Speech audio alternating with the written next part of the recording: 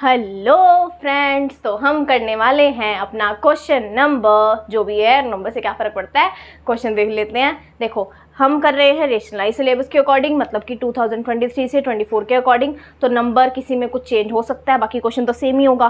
क्या है कि the altitude of right triangle. Right triangle आपको पता है कौन सा होता है, जिसमें एक 90 डिग्री का एंगल हो। ये है आपके पास एक राइट ट्रायंगल जिसकी एल्टीट्यूड जो है, एल्टीट्यूड क्या होता है, यानी कि जो परपेंडिकुलर लाइन है, ठीक है, ये वाली जो लाइन है ये क्या है, मतलब ये जो साइड है, इस साइड को उन्होंने बोला है कि 7 centimetre less than the base. सबसे मेन पॉइंट तो यही है कि 7 सेंटीमीटर क्या है, लेस है। किससे? बेस से। बेस क्या होता है, ये वाली साइड होती है बेस, तो बेस से लेस बोला गया है, तो हम बेस को लेट कर लेते हैं। तो बेस को लेट कर लिया हमने यहाँ पे बी। अगर बेस को हम बी लें या फिर एक्स ले लो आप, तो इन्होंने बोला कि एल्टीट्यूड 7 सेंटीमीटर बेस से कम है। बेस से कम है मतलब कि x माइनस में 7 है, तो क्या हो जाएगा, ये हो जाएगा x माइनस में 7। ये आ गया हमारे पास एल्टीट्यूड या फिर परपेंडिकुलर। अब इन्होंने बोला कि द हाइपोटेनस इज 13 सेंटीमीटर। अब हाइपोटेनस तो इन्होंने सीधा सीधा वैल्यू ही दे दी, ठीक है। एल्टीट्यूड का क्या बोला कि एल्टीट्यूड जो है वो बेस से 7 सेंटीमीटर कम है, और बेस हमने लेट कर लिया b, तो एल्टीट्यूड हो गई x माइनस बी, क्या बोल रही हूँ मैं, b माइनस 7, या x माना है तो x माइनस 7। हाइपोटेनस 13 दे दी। अब इन तीनों में कोई रिलेशन याद है आपको, जो हमने कभी करा हो, कोई फॉर्मूला हो, किसी चीज़ से रिलेटेड हो, ऐसा कुछ है? हाँ बिल्कुल, पाइथागोरस थ्योरम हमने पढ़ रखी है। क्या होती है वो कि h का स्क्वायर यानी हाइपोटेनस का square is equals to base का स्क्वायर प्लस में परपेंडिकुलर का स्क्वायर। अब क्या होगा, बेस का स्क्वायर, बेस क्या है यहाँ पे, बेस है हमारे पास b, हमने b ही लेट किया था तो b का स्क्वायर प्लस में परपेंडिकुलर यानी एल्टीट्यूड जो हमने माना है यहाँ पे x माइनस 7, जैसा क्वेश्चन में बोला गया था, तो x माइनस 7 कंप्लीट का square. X square minus 7 square मत कर देना, ये गलती मत करना, x माइनस 7 का कंप्लीट का स्क्वायर होगा। अब h कितना बोला है 13, तो 13 का स्क्वायर। अब 13 का स्क्वायर वैसे तो याद हो जाना चाहिए अब तक, क्योंकि 12, 13, 5 ये बार बार आते रहते हैं ऐसे क्वेश्चन में। तो 13 का स्क्वायर क्या होगा, 169। अब b स्क्वायर तो ऐसे ही रहेगा। यहाँ पे ये आइडेंटिटी खुल रही है, कौन सी आइडेंटिटी है, a माइनस में b का होल स्क्वायर, जो कि क्या होता है a स्क्वायर प्लस में b स्क्वायर माइनस 2ab। वही खोलो तो यहाँ क्या हो जाएगा, x का स्क्वायर प्लस में 7 का स्क्वायर यानी 49 माइनस में 2ab यानी कि 2x इंटू 7 मतलब कि 14x। क्या हो गया, 14x। एक सेकेंड भाई, ये क्या कर रहे हैं, बेस b ले रहे हैं फिर x ले रहे हैं। एक सेकेंड बच्चे, ऐसा नहीं होगा, यहाँ x आएगा ना, क्योंकि हमने अगर ये x लिया है, यहाँ x ले रहे हैं तो यहाँ भी x लेना चाहिए, मतलब वेरिएबल तो सेम लेंगे ना। या तो आप इसको भी b लो, वही चीज़ तो x का स्क्वायर, नहीं तो या तो हर जगह b लो या हर जगह x लो, फिर ऐसा तो वो हो जाएगा, गड़बड़ आ जाएगा। देखिए अब x का स्क्वायर प्लस x का स्क्वायर, लाइक टर्म्स ऐड कर दो, क्या आ गया 2x स्क्वायर। अब प्लस 49 माइनस 14x क्या है, माइनस 14x है, प्लस का 49 है।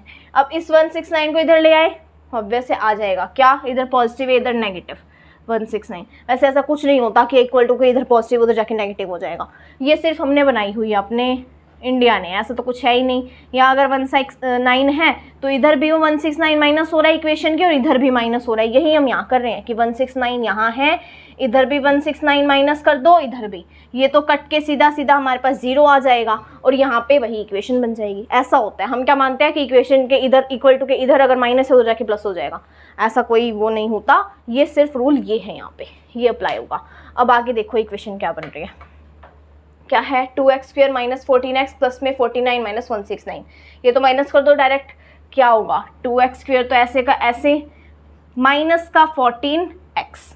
अब ये क्या है, 169 में से 49 माइनस करो, क्या आएगा 120, नेगेटिव आएगा। क्यों, क्योंकि 169 क्या है, बड़ा है, और बड़े वाले के साथ जो साइन होता है वही हम यहाँ रखेंगे, इज इक्वल टू 0। अब ये कुछ क्वाड्रेटिक इक्वेशन बन गई। क्वाड्रेटिक इक्वेशन को सॉल्व करने के हमने कौन से 2 तरीके सीखे हैं।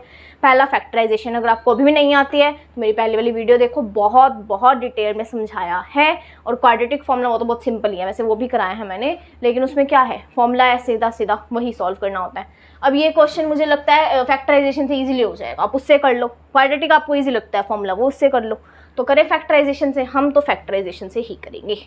देखो क्या है, इधर देखो, पहले तो 2 आपको दिख रहा है, यहाँ पे कॉमन आ सकता है, इजी हो जाएगा, 2 कॉमन ले लो, 2 बाहर, एक्स स्क्वेयर माइनस में ये 7x माइनस में 60, कुछ ये इक्वेशन बन गई। अब 2 इधर मल्टीप्लाई में उधर जाके डिवाइड में, सीधा सीधा इक्वेशन ये बन गई, 0 हो गया।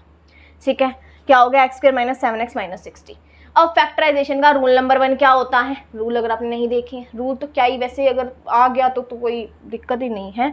अब 60 को 1 से करोगे क्या आएगा, ये माइनस का 60, मतलब हमें माइनस 60 की यानी कि 60 के फैक्टर्स करने पड़ेंगे। 60 के ऐसे फैक्टर जिनको प्लस माइनस करने पे माइनस का 7 आए, जिनको प्लस माइनस करने पे क्या आए, माइनस का 7 आए।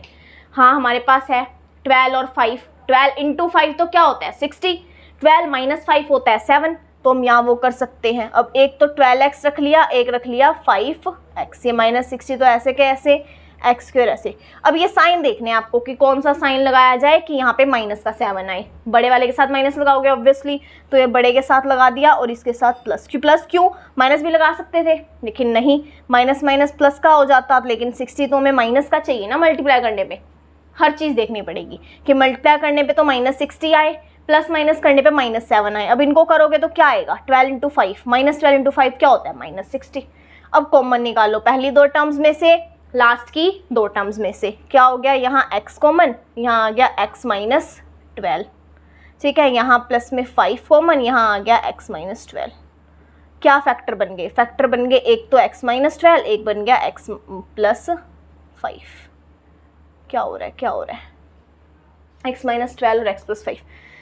एक सेकंड, 2 फैक्टर आ गए, दोनों को 0 के इक्वल रखोगे, x की एक वैल्यू तो 12 आ गई, एक आ गई माइनस 5।